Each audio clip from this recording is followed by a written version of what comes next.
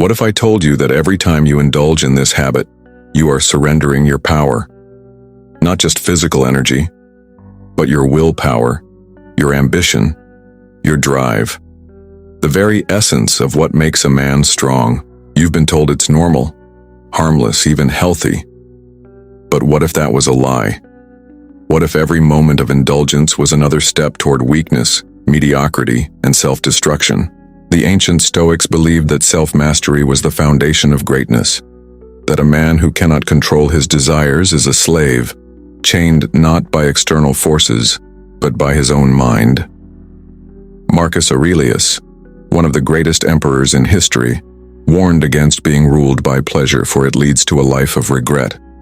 Seneca cautioned that the man who is at war with his own impulses is already defeated. Think about it. How many times have you felt drained, empty, or ashamed after? How many times have you promised yourself you'd stop, only to fall back into the same cycle? This isn't just about discipline.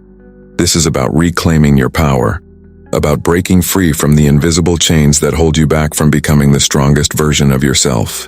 Because once you understand the truth, the hidden cost of this habit, you will never look at it the same way again.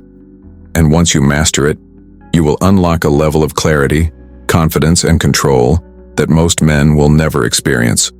Stay with me, because what I'm about to tell you will change everything. Here are 6 points you should avoid the masturbating. 1. The hidden cost of indulgence. Imagine waking up every day with a little less energy, a little less drive, a little less fire inside you. At first, you don't notice it, but over time something feels off. Your focus weakens. Your motivation fades. The things that once made you hungry for greatness now seem dull, and yet you never question it, because society tells you this is normal, that indulging in your desires is natural, that there are no consequences. But the Stoics knew better. Marcus Aurelius, the most powerful man of his time, wrote in his Meditations, "You have power over your mind, not outside events. Realize this, and you will find strength." He understood that the moment a man loses control of himself, he loses everything. Think about it. Every great leader, warrior, and philosopher, every man who has shaped history, was defined by his ability to control his urges, not surrender to them. The Spartans trained their minds and bodies to resist indulgence, forging warriors who feared nothing, not even death. The Stoics believed that discipline wasn't just a virtue, but the very foundation of freedom. Yet today, millions willingly give up their power for a few fleeting seconds of pleasure. They exchange strength for weakness, ambition for apathy, control for chaos. This isn't just about a bad habit. It's about the cost, the unseen damage happening every time you give in. The silent erosion of your willpower, your masculinity, your very essence. And once you understand that, once you see the invisible chains you've been wearing, one question will haunt you. What if you never break free? 2. Stoic wisdom on desire and self-control. The strongest man is not the one who conquers others, but the one who conquers himself. The Stoics understood something that modern society has forgotten. The more you are ruled by desire, the less control you have over your own life.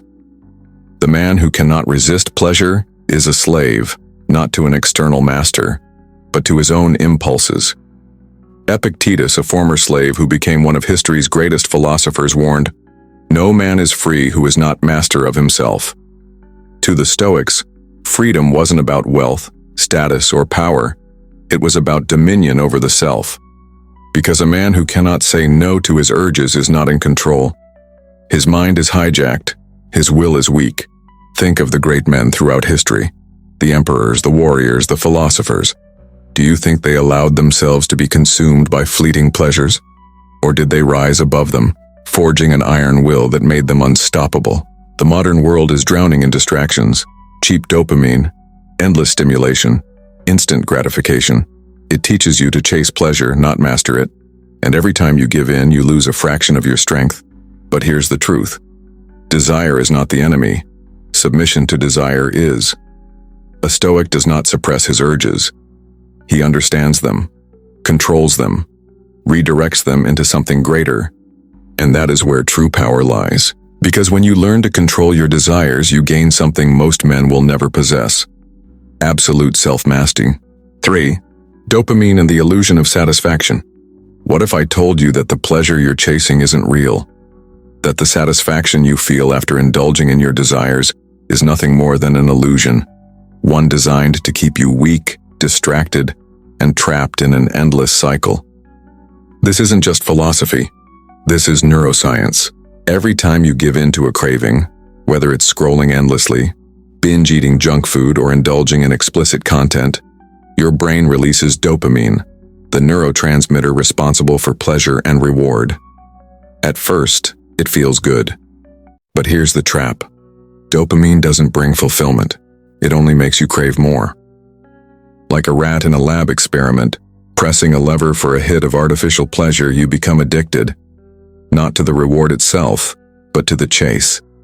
And just like any drug, the more you indulge, the less satisfaction you get. Your baseline for pleasure drops.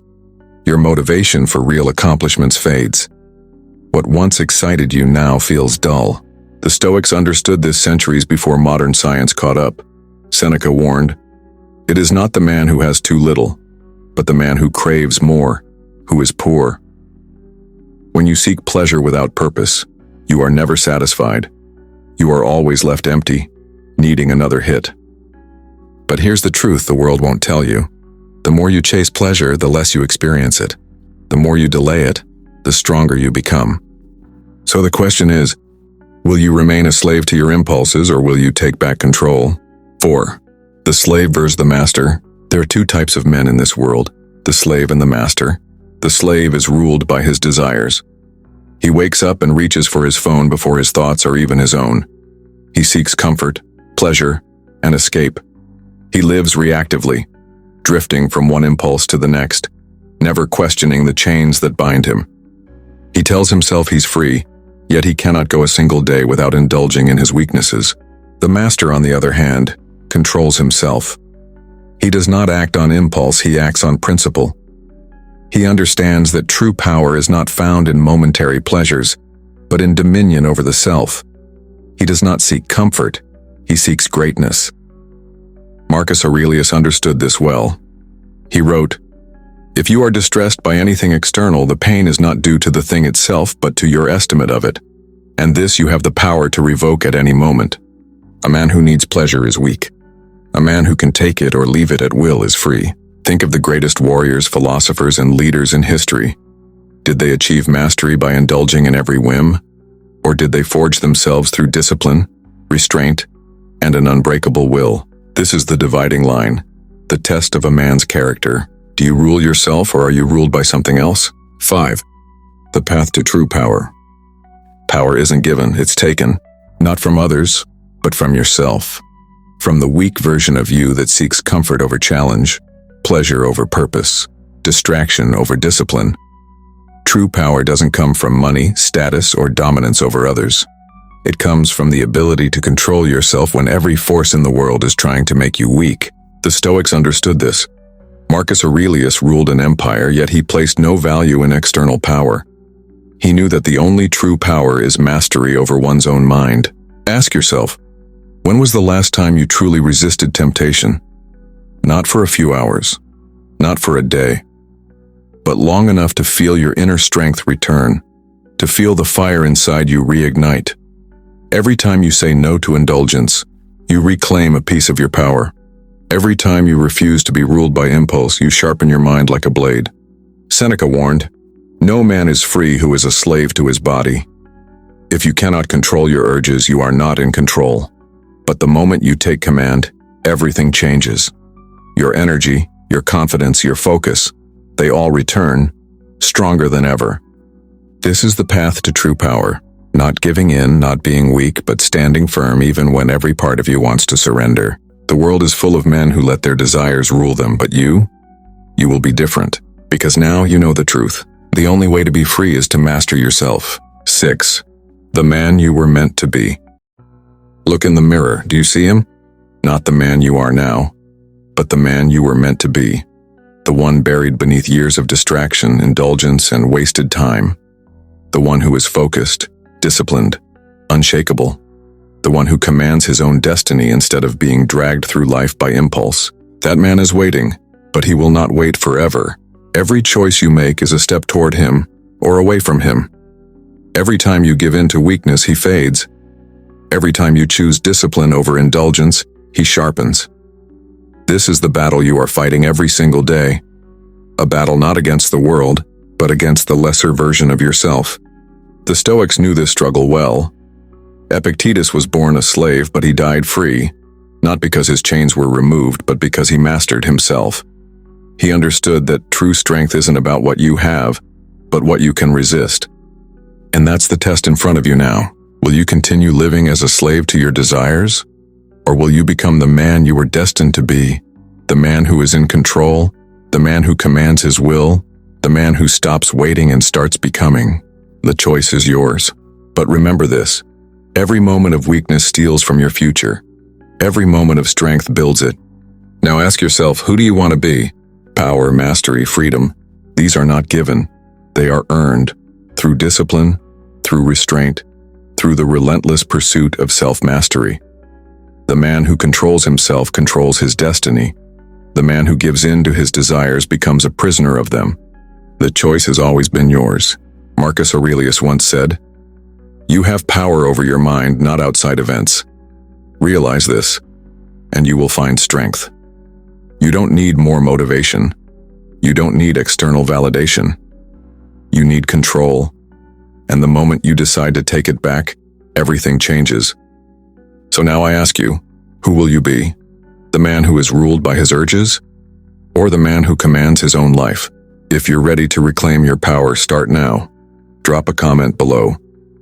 What's the one habit you know is holding you back? If you found value in this video, hit like, not for me, but as a commitment to yourself.